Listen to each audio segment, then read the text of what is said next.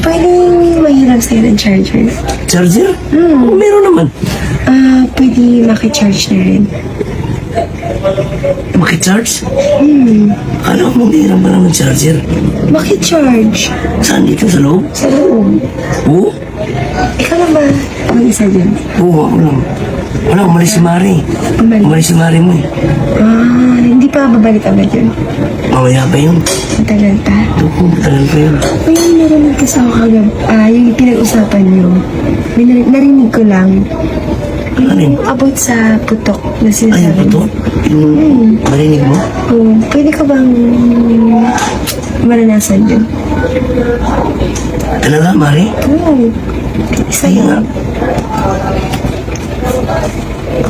Baka mabutan tayo ng kumari mo dito. Kapag wala niya ng asawa.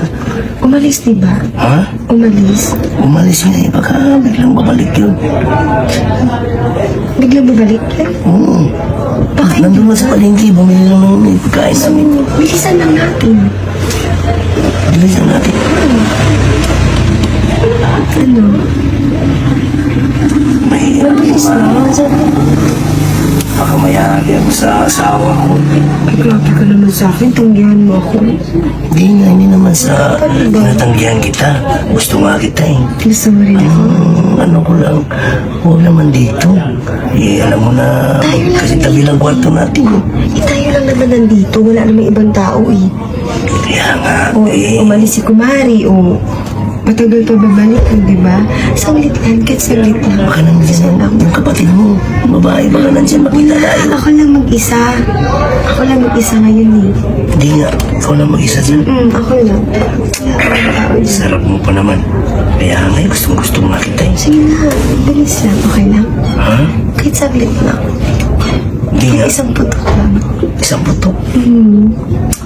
Oo nga, dalawain ko nga eh. Gusto lang. Baka maabutan na yun ang kumari mo dito eh. Wala ka, di ba? Ano? G? Ha? G?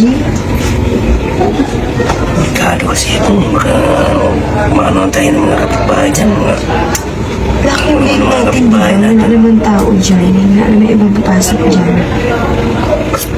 Hirap kasi. Ano na lang sa...